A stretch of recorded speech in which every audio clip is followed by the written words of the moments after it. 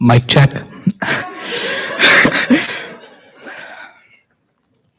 Hello to all of you. I really hope this last meeting can happily conclude our year, as students and as parents.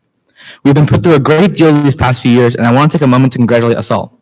So please, let's have a round of applause.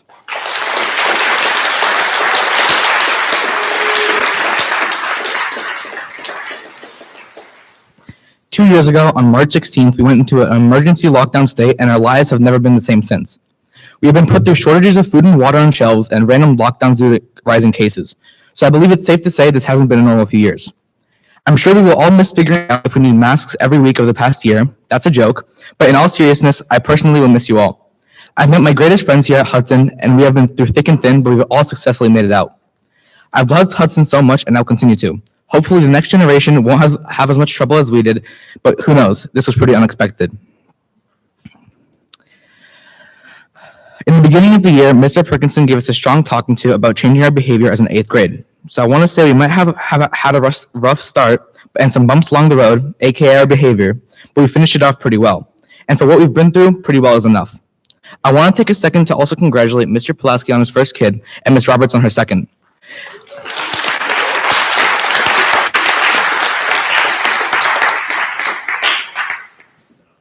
I honestly know that they will raise them perfectly, or rather as perfect as they can be at this time. And hopefully one day in the future, I might be able to meet them. I also want to give some serious props for all the parents here for dealing with our hormone-full bodies inside the house way more than usual the last 2 years. If any of you parents have younger kids, I don't just recommend, I with all my heart encourage you to send them to Hudson. It's a really wonderful learning experience. Next, I would also like to thank our teachers for putting up with our COVID-ified, dumber brains, and the staff for helping us through it. In some ways, I'm happy COVID happened because I know it made us much stronger mentally and way better at cherishing our relationships. So with that, thank you all so much for coming. I hope you enjoy this last gathering as 8th graders and 8th grader parents, and I wish you all luck in your upcoming years. So now I'm happy to hand the mic over to one of my closest friends, Sophia Beggs.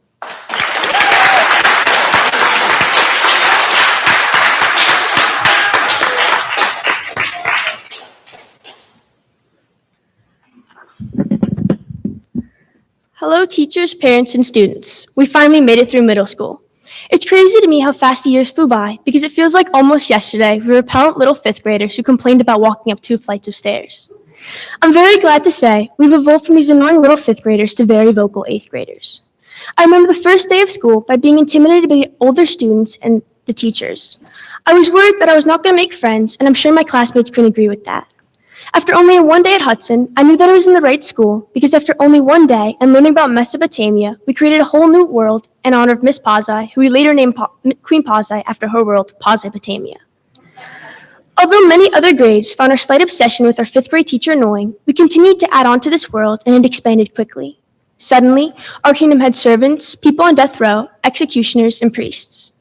Even though people criticized us for it, it didn't really matter because everyone knew they had a place in Pazopotamia.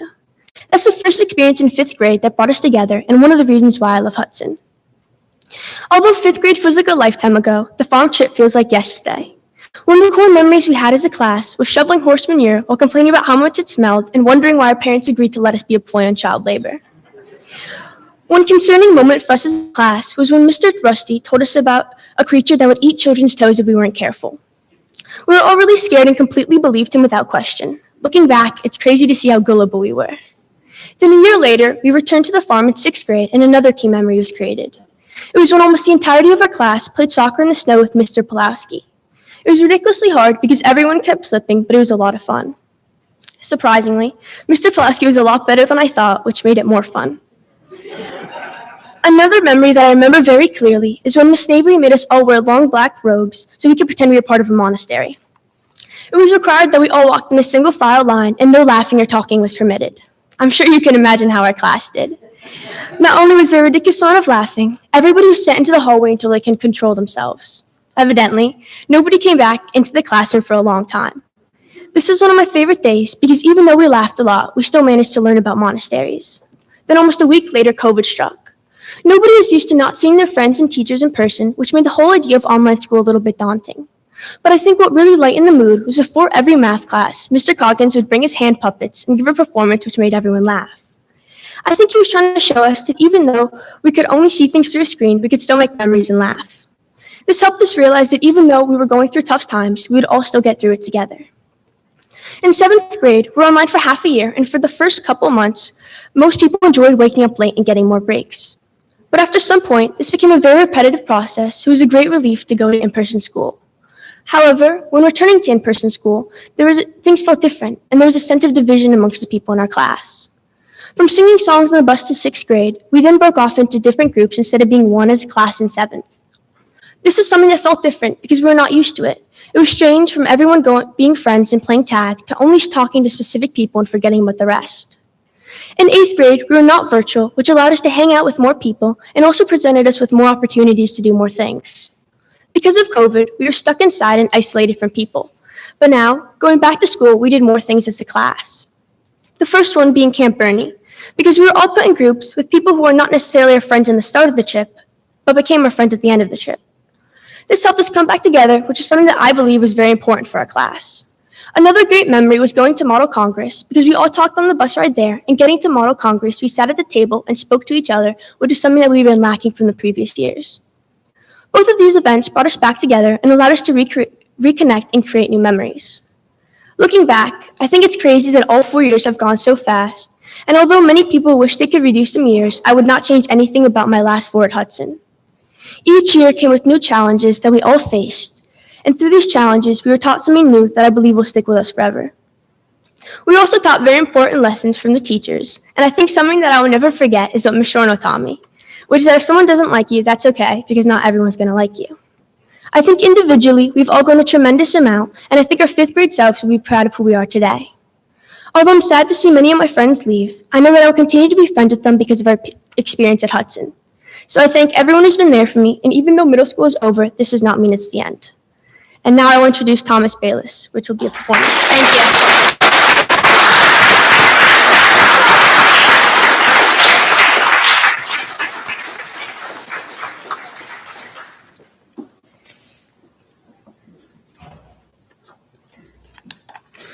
Hello, folks, and happy end of the year. Really has been quite a journey. And by quite a journey, I mean a very short journey from the school building to here.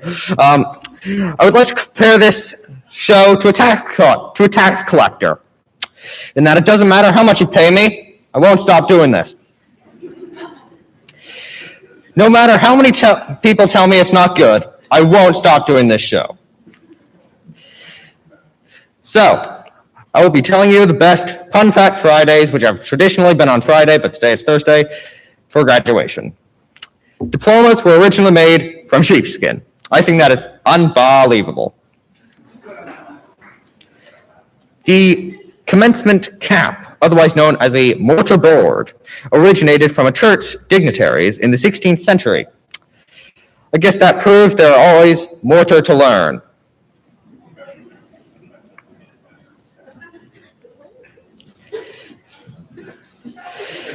In the 1300s, people would wear robes in unheated buildings to stay warm. They became so well known that colleges began to get robed into it. Well, folks, thank you. It truly has been an honor to present this thing. These people all did a great job. All the friends we met along the way, it really was a fun time. Thank you, folks, and goodbye.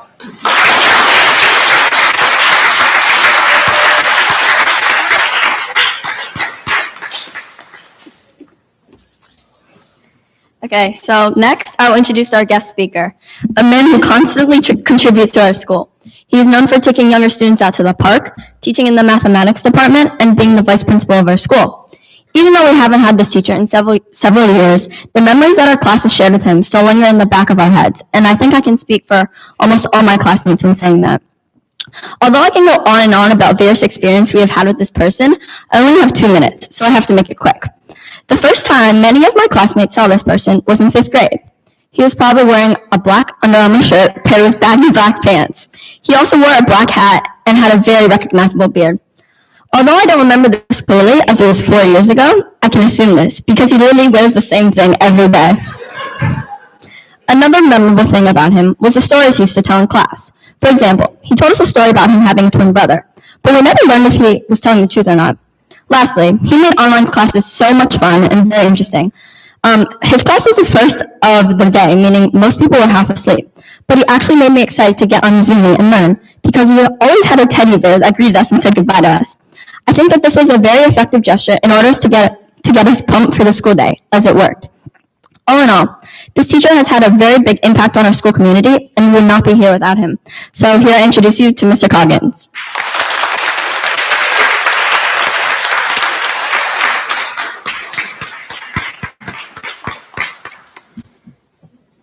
Thank you, Gabby. Thank you to the entire 8th grade for inviting me to speak with you today. And thank you from the bottom of my heart for the last 4 years. It's been a privilege and an absolute pleasure to live, work, learn alongside you. I'm going to start with a single syllable word, chaff. Do you know what chaff is? Let me fill you in, probably inadequately. If you have a grain of wheat or a sprig, is wheat grow in sprigs?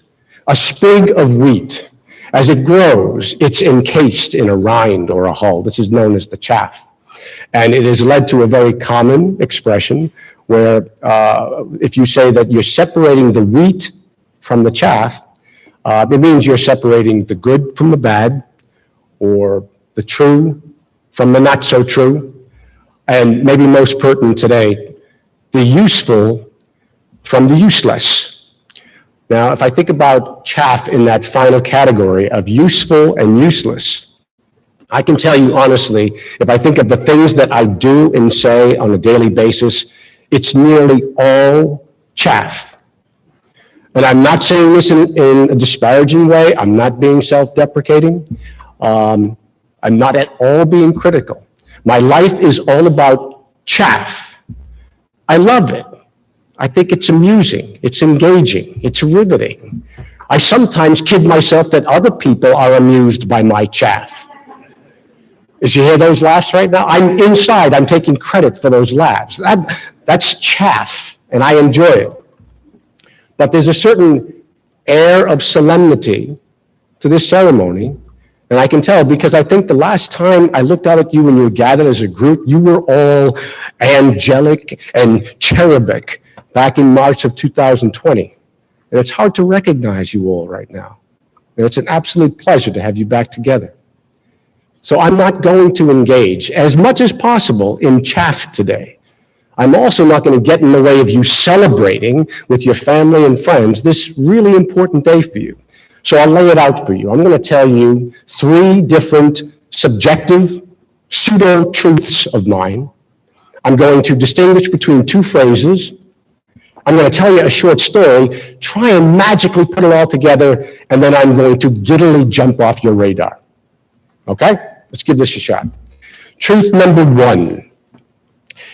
If I don't confess to some authentic fear or insecurity or vulnerability, if I don't expose myself honestly in some way today, right now, I'm useless to you. I may be useless to you anyway, but I certainly can't get there unless I honestly try to show you my journey as a human being. Number 2, in my experience, and maybe this holds true for many people, I don't know, we could ask. If you want to get beyond, you must go through. You might want to try and go around. I try to go around every day of my life. As a matter of fact, when I had a couple of kids, when I had my 2 boys, I said, you know, I'm a pseudo-intelligent human being. I had all these challenges in my life. I know I can get them beyond without forcing them to go through.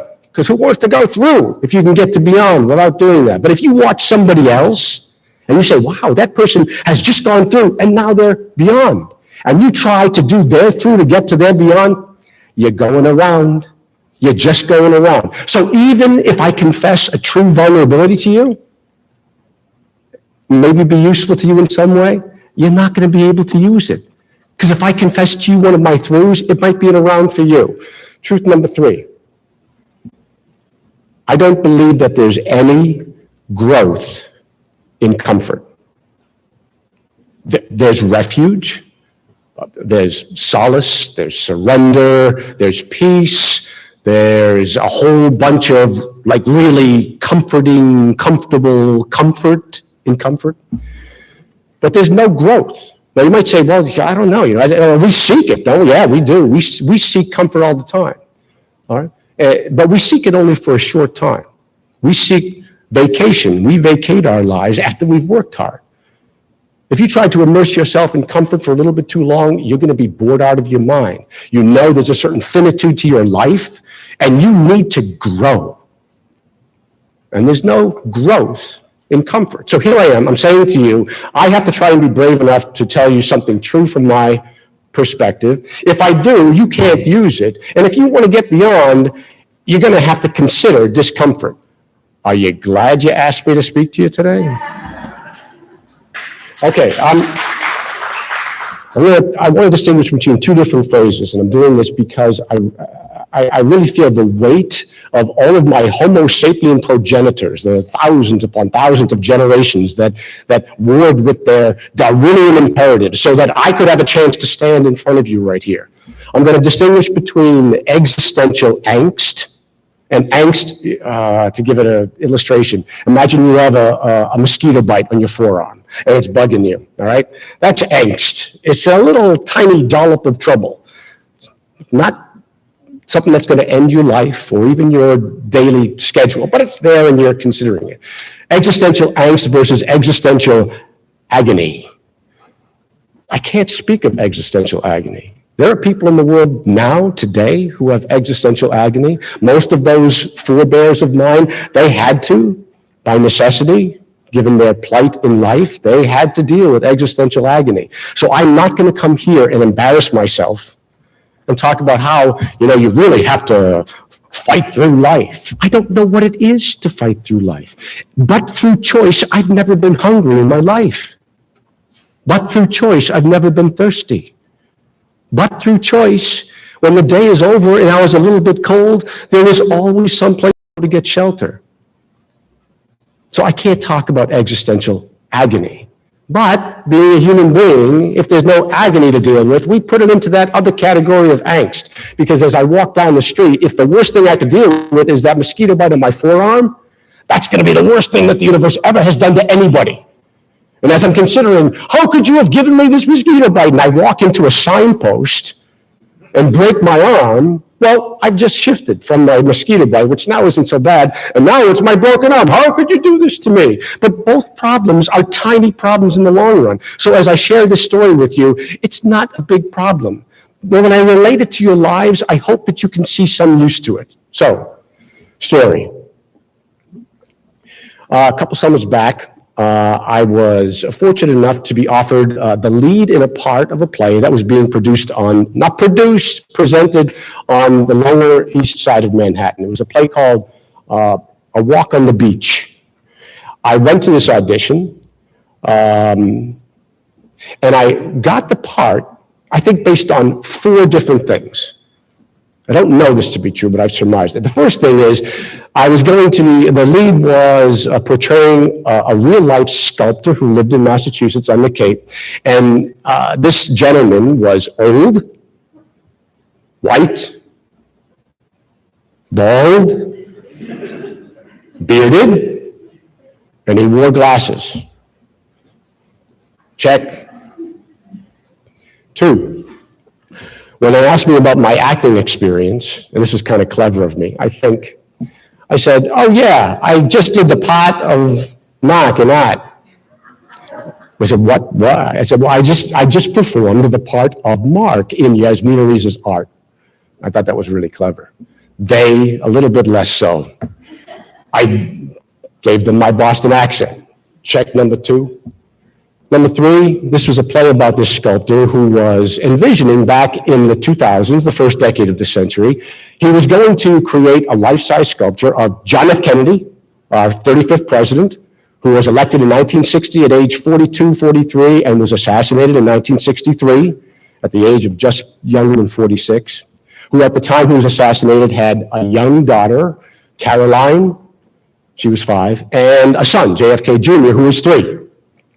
Well, JFK Jr. grew up, and he was the great Kennedy hope that he was going to be the next in line to keep the mystique going.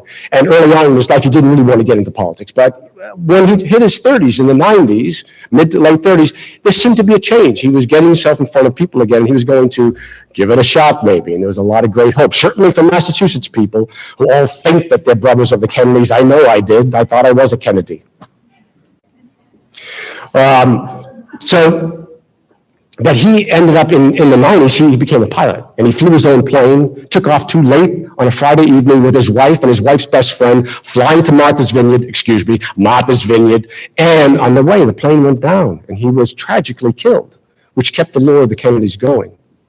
And this sculptor, his name was David Lewis, I was portraying, he had an idea of creating a life-size sculpture of John F. Kennedy Sr., at age 46, when he was died, with his arm around his son, JFK Jr., all grown up as a young man, walking along the beach. When I first heard this idea, I said, wow, that's a fascinating idea. There was a huge public outcry from some people who said, that can't be true. I mean, art has to be true to what actually happened. And JFK Sr. never saw JFK Jr. The last time they saw each other, he was 3. How could you have a grown son? And this caused a huge uproar, which was the part of the play. So after I noticed that I fit the physical description, I threw out my Boston accent. I looked at them and I said, oh yeah, another reason why I should be in this, I should get this part is Karen Kennedy was in my graduating class from college. Did you know her? Oh yeah, I knew her. I knew of her, I knew her. Did she know you? No. Did she know of you? Nobody knows of me. So that kind of fell apart. But the last one, and probably the most pertinent one, is I've surmised that I don't think anybody else auditioned for the part. Chaff. I'll take credit for that laugh. Well, anyway, I'm going to cut this a little bit short, but I went through, we rehearsed it, I was having a great time, I was in almost in every scene, and part of this play, I was actually conversing with the ghost of JFK on the beach. I'm talking about my sculpture, and he's there talking to me. And there was one part in the play, I loved it because it had my Boston accent. The line was, "This broke Hyannis's heart." This broke Hyannis's heart. And Hyannis was a town in Cape Cod. And it represented a psychic change in his reaction to the sculpture. And I went through every rehearsal and every performance, and I hit that thing. I loved it. I looked forward to it. And I heard that on the second to the last performance, David Lewis himself, his wife, his children, and his grandchildren, 10 of them, were being bussed down from the Cape, and they would come to watch the show. They were right in front of me. 20 yards in front of me was going to be the gentleman I was portraying. I was over the moon happy. We get to the part in play. He's right there. It's my turn to say, "This broke Hyannis' heart." I have no idea what to say. Not a clue. It wasn't that I didn't have words in my head or I didn't know which way they were going. I didn't have anything in my head. An absolute blank. And everything had been going so well to that part. I'm only on stage with this gentleman who's portraying JFK, now looking at me like this, because he couldn't help me. Nobody could help me. And I went for about 35 seconds, which seems like 35 years, and it wouldn't come to me, so I said, I got to do something else. Everybody's looking at me. How am I going to get out of this? So I started ad-libbing. Oh, that was a good idea. I'm just standing here on the beach and wondering how people thinking about my sculpture. So this is really ridiculous, because the more I ad-libbed, I was just thinking, I got to get a better ad-lib than the last one, and I was getting further and further away from the script. And I finally said, I just put my head down. I said, get it together. You got to get out of this. And as I put my head down, and tick tock, really almost 2 minutes, which is an enormous amount of time. Everybody in the whole theater knows what's going on. I blew it, and I had to get myself out. It came to me, and I sat up and I said, "This broke Hyannis' heart." And I said it in the way that I shouldn't have. Everybody knew that he was just happy that he found his line. They virtually applauded just because I got back on script.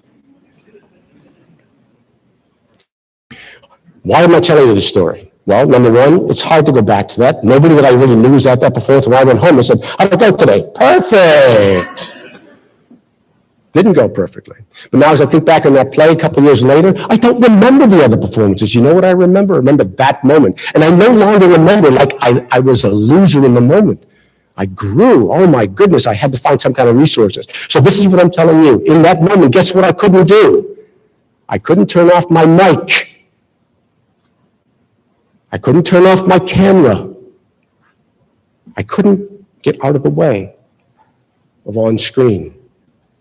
If I look at all of your transcripts right now, anybody does. They're going to be amazed. Look at this person. Look at this math. This isn't a 13-year-old. That's a 22-year-old. Look at the history. Look at what you've done, all that you've done academically.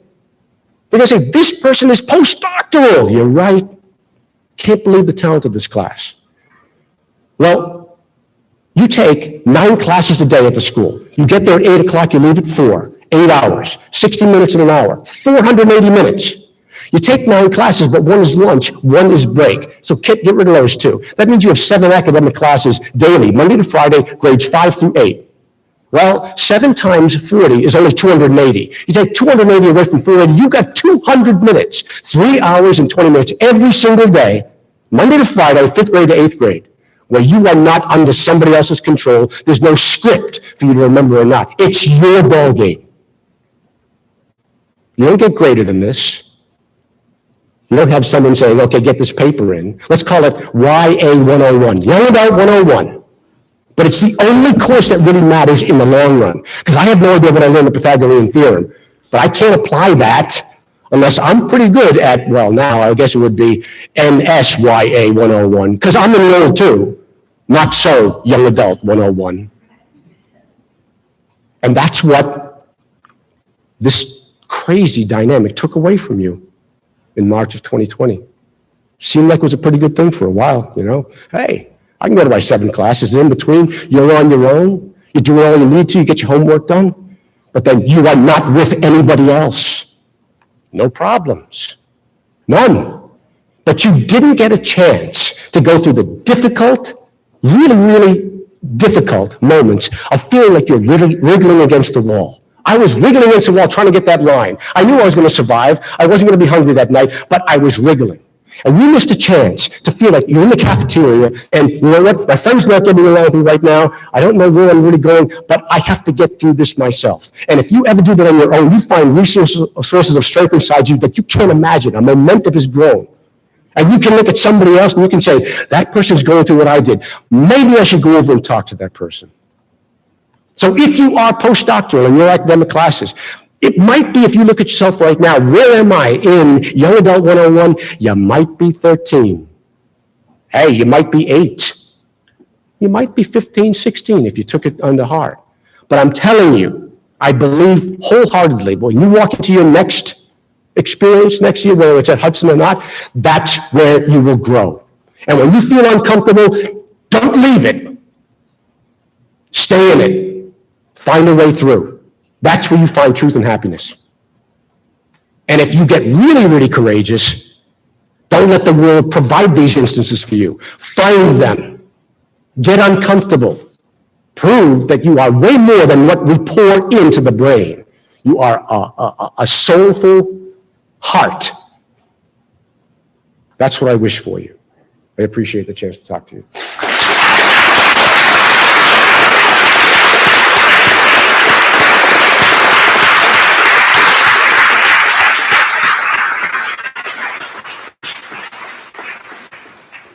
Please welcome Micah Pawlowski.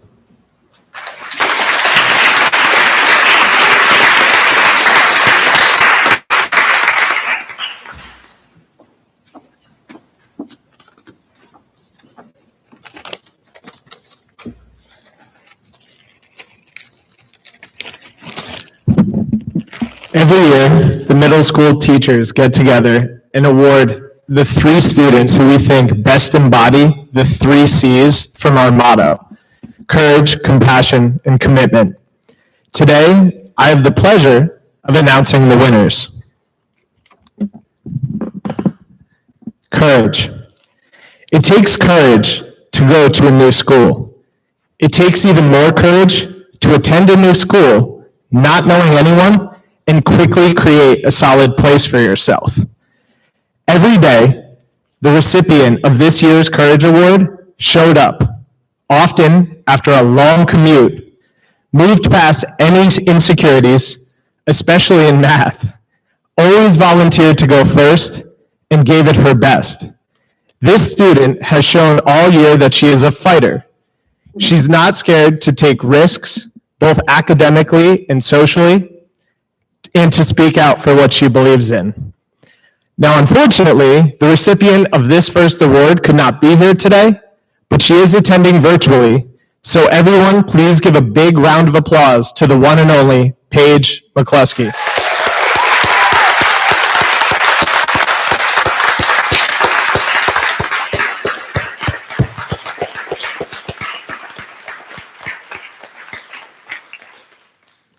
Compassion.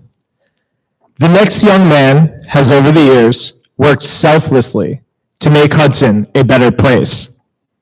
Whether helping in the theater, scanning and cropping hundreds of images for the Scallion, assuming the role of technological guru, or simply offering an ear to listen, he rarely puts himself. And yet he is constantly working. Every Friday, he has announced the total of lots and helped bring the lunches to the homeless shelter. All in all, he understands that actions speak louder than words. I am proud to present this year's Compassion Award to our very own Alex Fitz.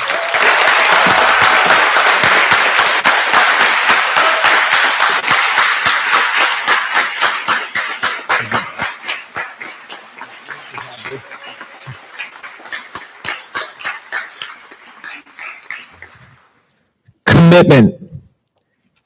This next student works tirelessly inside and outside of the classroom.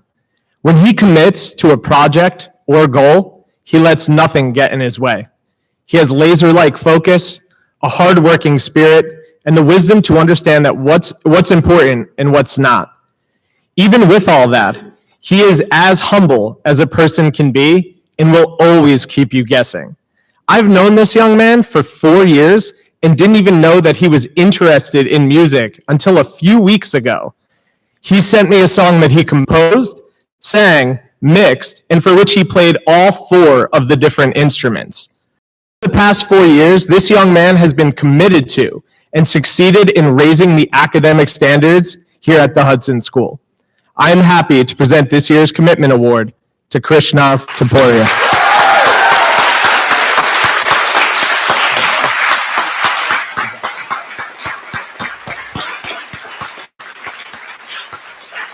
Now welcome back to the stage, Mr. Coggins.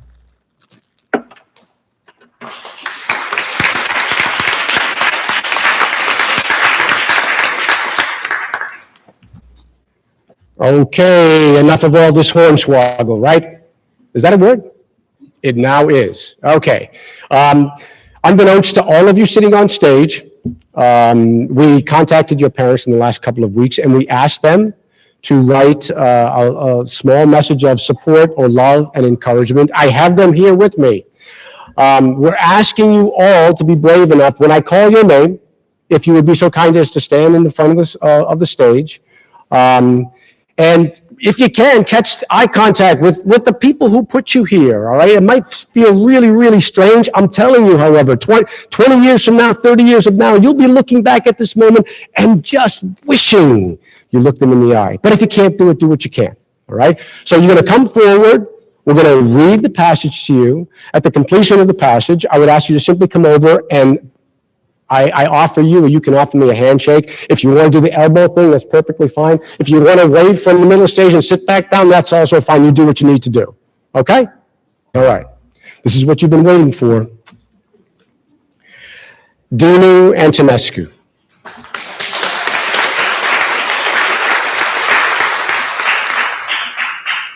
Dinu. 4 years. Some easy, some hard, some with terrible mistakes.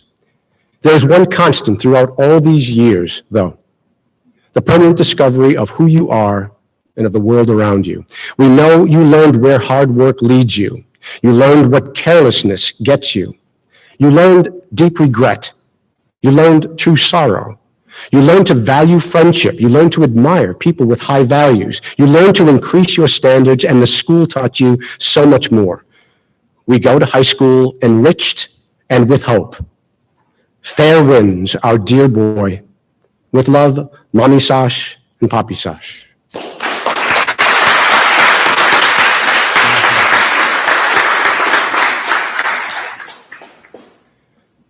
Live Ujandro.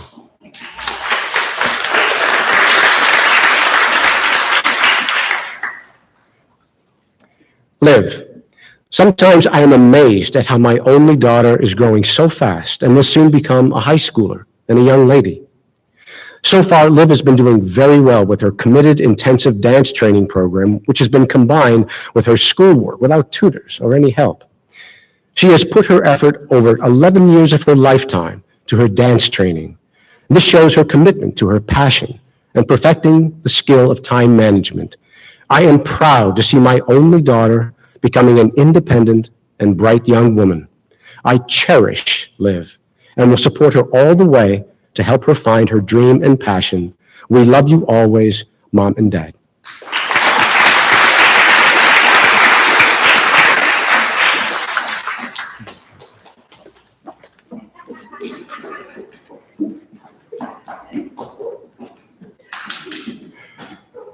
Thomas Bayless.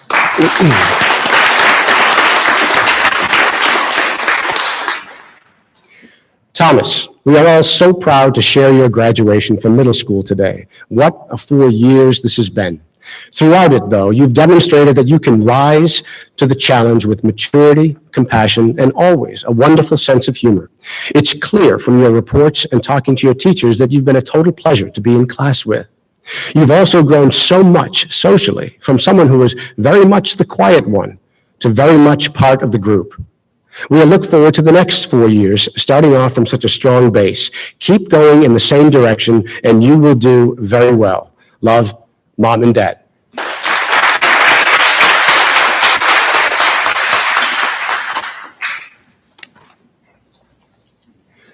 Sophia Beggs.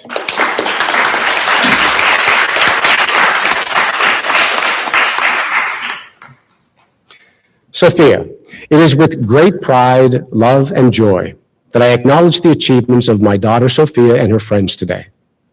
Sophia is growing into a beautiful, determined, intelligent, and empathetic young lady, which really makes me wonder why her room needs tidying. Dirty dishes remain in the sink, and her extensive vocabulary is limited to, man, that's swagged out, and Dad, I need this. Dad, I hate you. Obviously, I blame her mother. No, that was a joke. I blame the school. Today is a day of excitement, happiness, and reflection on happy times. It is also a day tinged with a little sadness. Some friends going in different directions.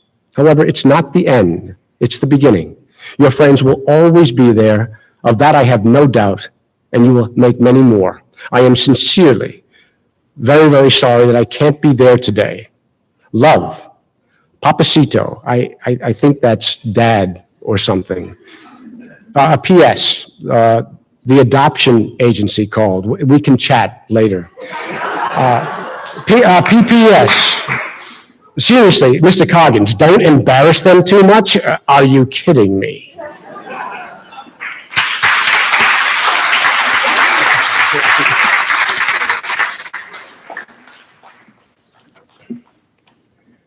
Gabby Bildson.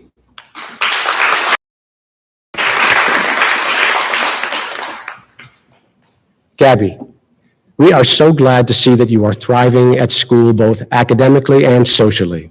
These can be tough years, but we're glad you're growing into such a strong, positive person and establishing your independence. We're sure that if asked, you would say that you owe it all to your mom. Keep thriving, keep being curious, keep following your interests, and you will do great things in this world. Love, Greg and Christina, Dad and Mom.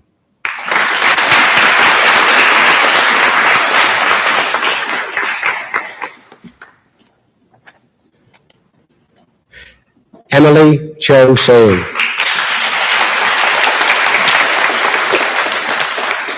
Emily, as your parents, it has been our joy and privilege to be the guardians of your life, heart, soul, and limitless potential. As the poet Khalil Gibran stated, you are the living arrow that is now sent forth. Our wish is for you to go swift and far in all your pursuits and continue to use your generous heart, kindness, thoughtfulness, and intellect to build a better world for yourself, everyone around you, and those who will come after you. The Hudson School has not only embraced you, but aptly prepared you for the next step of your journey at Hotchkiss, and we know you will thrive in this next phase of your growth. You will meet all challenges with your boundless curiosity and true intent to discover and explore. We will be with you to love and support you in all of your endeavors as you trailblaze forward to become the best version of yourself. All of us, aunts, uncles, cousins, godparents, and friends, wish you well on your unique journey and offer a resounding congratulations. Emily, we love you. From Young and Joseph, Mom and Dad.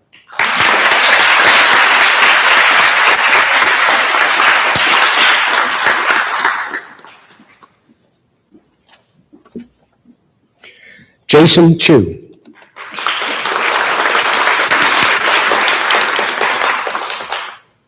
Congratulations, Jason.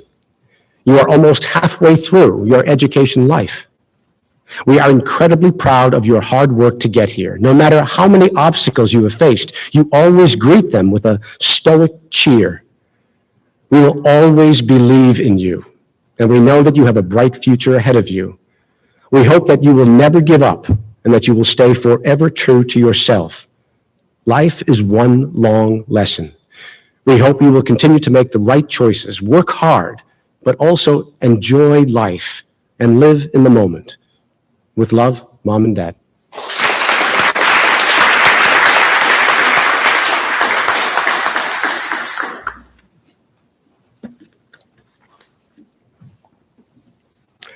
Ami Deya. Dear Ami, we are very proud of you and the person you are becoming as you reach this important milestone. We are sure today is one of the many bright moments you will get to experience in your lifelong learning journey ahead. We hope you will continue to stride forward, explore new things, and challenge yourself to do your best. At the same time, remember to be kind and make this world a better place. We are rooting for you and wish you much happiness and success in your next adventures. With love, Mom and Dad.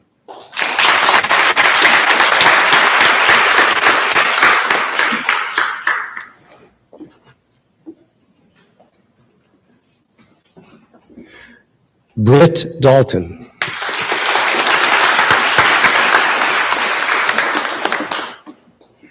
Congratulations, Britt. We are so proud of you. As you graduate from middle school, challenges await as you embark on this next chapter of your life. But you have shown us that you have the grit, the determination, and the resilience to face anything that life throws at you. May you always stay true to your heart and fight every obstacle in order to fulfill your dreams. Work hard and dream big. You got this. You are such a beautiful person, both inside and out, and you make the lives of others better around you. A bright future awaits you in the journey of life, and we are proud to be your parents. Love, Mom and Dad.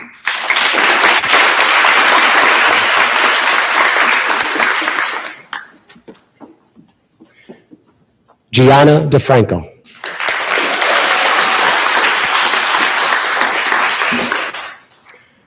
Our dearest Gigi,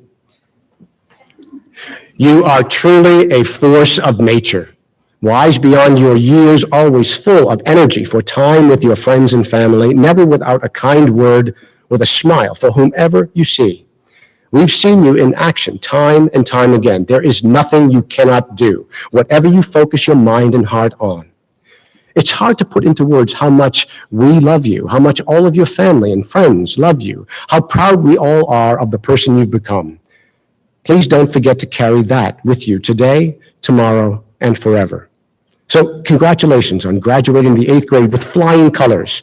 We are so excited to continue the journey of your happiness and success in life as you move ahead to Gryffindor, high school, or wherever it is that you're going. We love you, Mama, Papa, Leah, Harrison, Tessa, Milo, Luca, Maisie, Oscar, Josie, Toast, and Laszlo.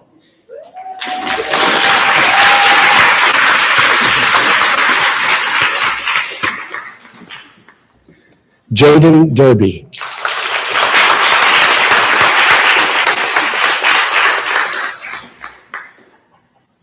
Jaden, we want to let you know how proud we are of your achievements and how you tackle the obstacles in achieving your goals. We hope that you are as proud of your accomplishments. Setting and achieving goals is tough. The tougher part is putting in the effort and maintaining the focus. Whether or not you achieve those goals, know that you have succeeded by putting in the work. You are an amazing little human. Stay true to you, and you will do great. Remember your roots. Always look forward. Get out of your comfort zone and continue to grow. Don't be afraid to make mistakes. These can be incredible learning opportunities and set you up for future successes. Keep an open mind and heart. Lean on and help friends and family. Be considerate of others. Keep that sense of humor, and nothing will stop you. We'll always love you and be there for your support. All love to you from your birth giver and Dado.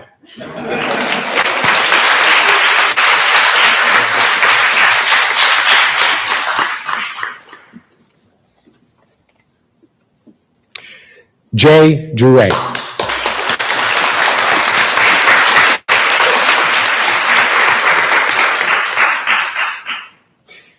Dear Jay, this has been a year of tremendous change and growth, and we want to express how truly proud we are of you.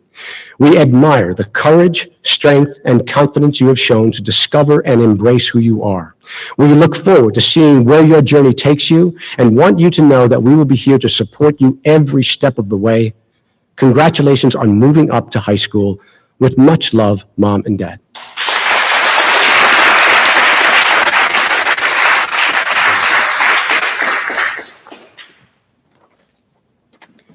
Michael Elliott.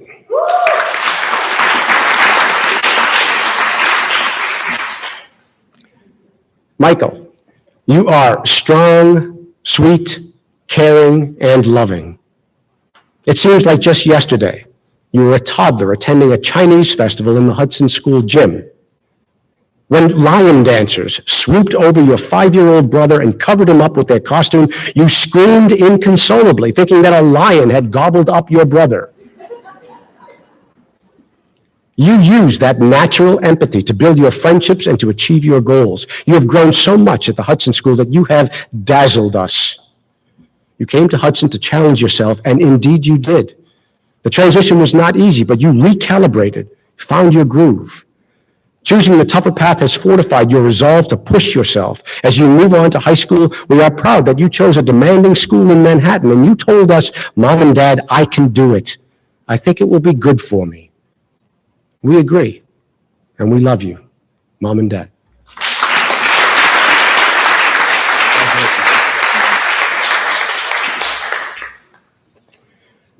Alex Fitz.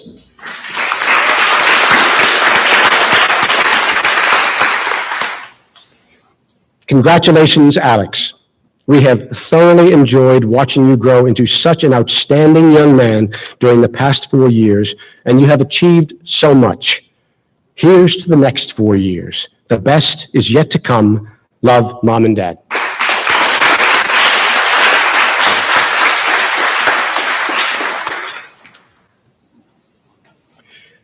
Luna Gianvillano.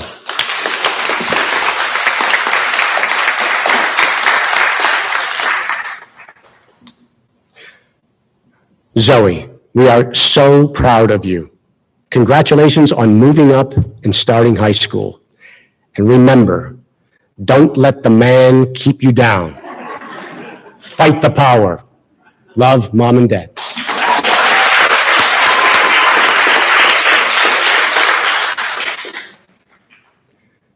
George Grasso.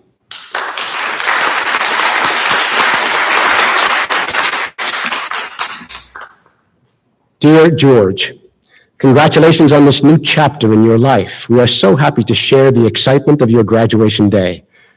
With the ending of middle school, you leave behind your childhood and you step into adolescence. With high school starts a new era of life, full of experiences and adventures. In the coming years, you will learn so many new things and you'll meet so many new people. The whole world will open up to you. You will find your interest and passion in life. You will make new friends for a lifetime. Just remember, if you work hard and follow your dreams, you can achieve anything in life. Enjoy this next chapter of your life. We are so proud of you. Love, Mom and Dad.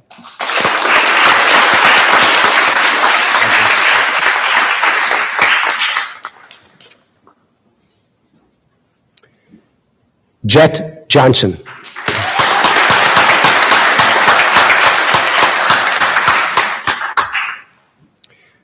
Dear Jet, Mom, Dad, Milena, and our whole family are so proud of you on this special day of your academic journey.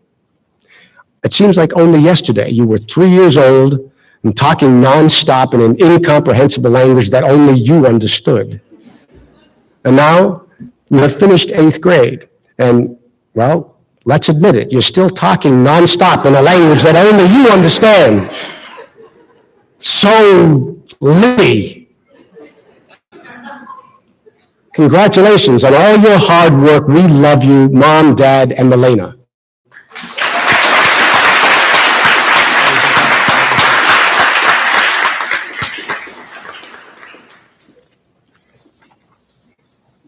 Neil Kaushik.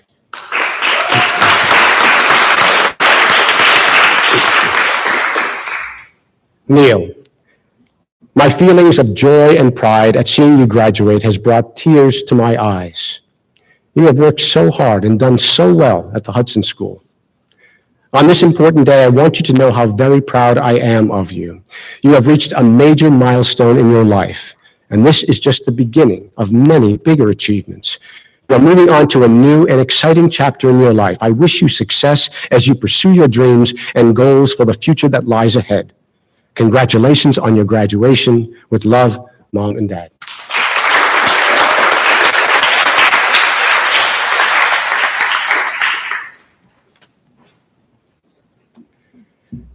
Paige McCluskey.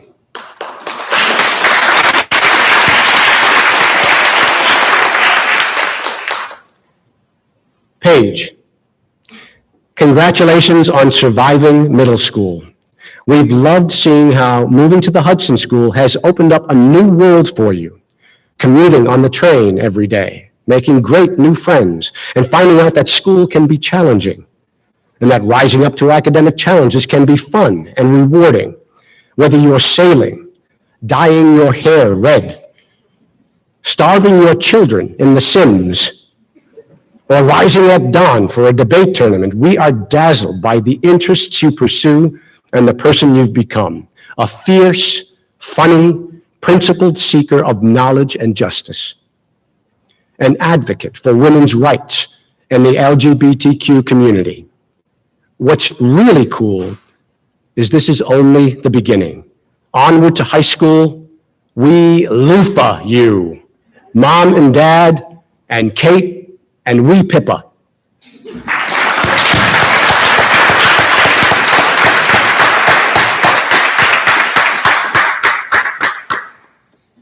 Mache Part.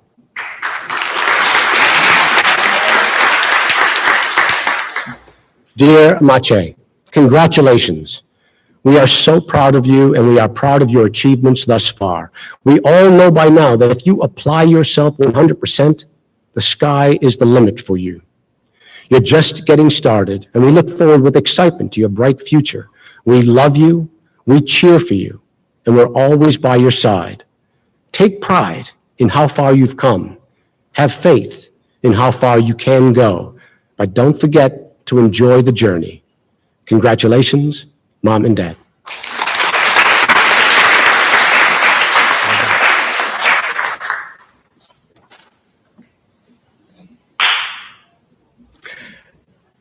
Axel Puzier.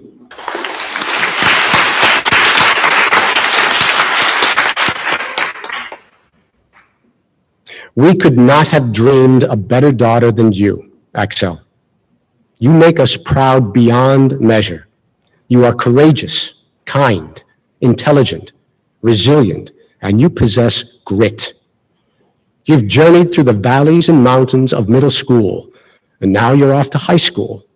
We know you will remain curious, knowledgeable, and true to your core beliefs while facing obstacles and challenges with grace and poise. We can't wait to see where your journey through life leads you. With love, Mom and Dad.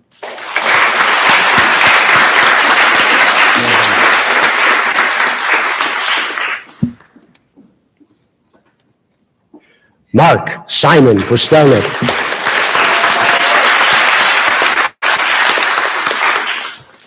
Dear Mark, as you and your friends are going through this amazing finish line together, may your mood and spirits be very high. Without embarrassing you too much, we are fantastically proud of you, and you were and always will be our hero. Continue on with your heroic ideas and achievements. Be strong enough to heed counsel when needed, and begin to use all those great things you've learned so far. And remember those who taught you, your teachers, and everyone at Hudson who has put a lot of their souls into you. Now you are to carry on and celebrate. Congratulations. Get ready for Freshman Friday, your loving mother and your father.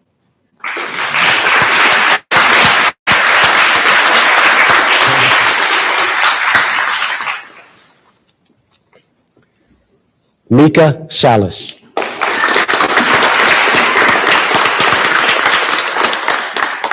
Mika, we remember your first words, your first steps, and of course, we remember your first day of school. You were so confident and sure of yourself as you left our side, you didn't even say goodbye.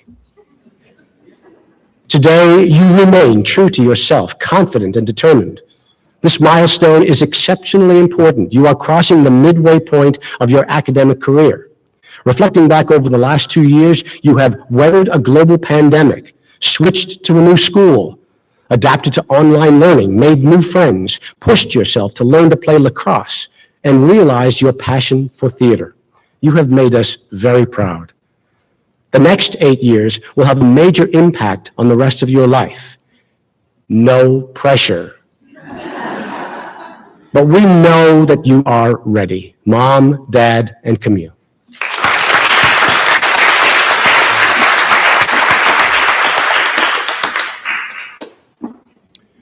Lauren Sarah.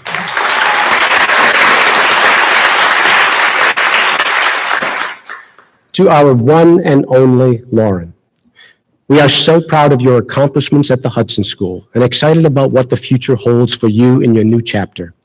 It is not a small feat that you studied as hard as you did and maintained your social relationships under unprecedented circumstances during the past couple of years.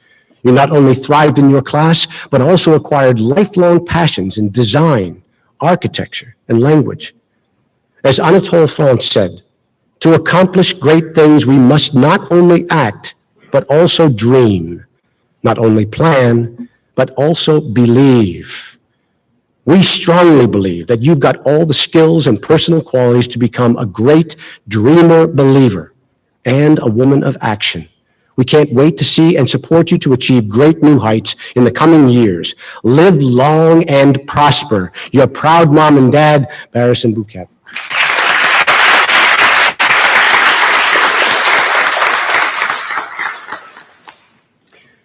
Krishnav Tapuria.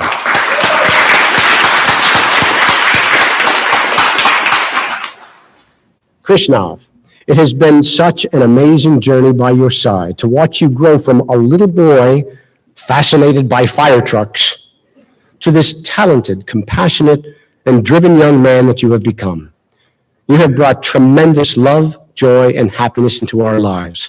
It's remarkable to see how you pursue all of your goals with such passion, determination, and commitment. We are proud of all that you have achieved and even prouder of the person that you are. Congratulations on your graduation. The world is your platform, and we are excited for you as you embark on the next leg of your journey. Keep dreaming, keep striving, keep making an impact. With love, Mom and Dad.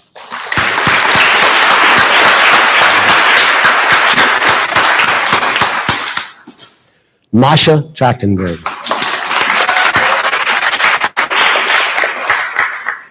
Dear Masha, we love you and are so very proud of you.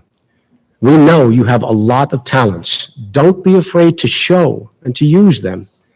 May you always be surrounded by true friends and great people. Go confidently toward your goals, dream big, and keep making us proud. With love, Mom and Dad.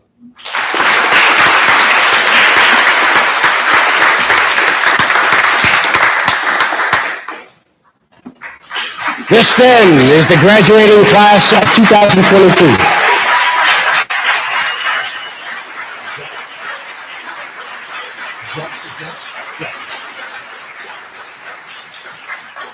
Thank you. I believe I'm turning the podium over to Mr. Johnson.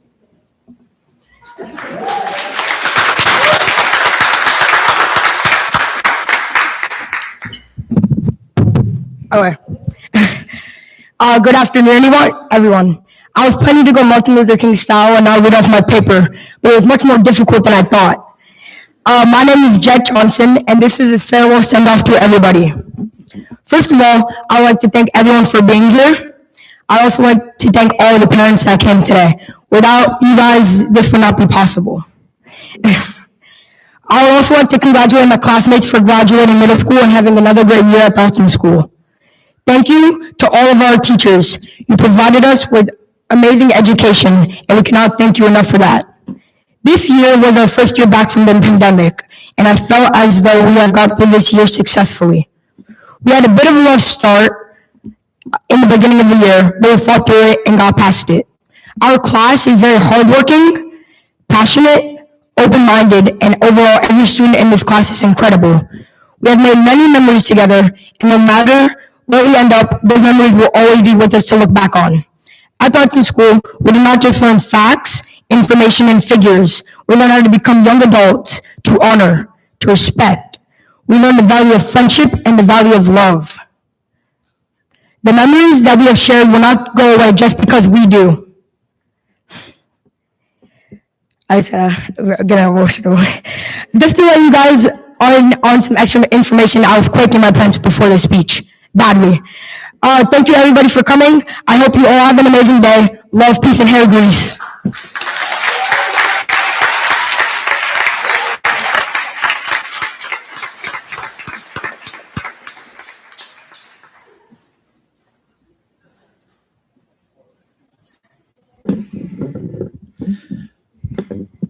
So, three of you referenced a meeting we had September 20th last year. And in that meeting, I asked you to make us better. I said, make us better, and you did that. And from all of us, from all of your teachers, from all who watched you do that, thank you. Please rise.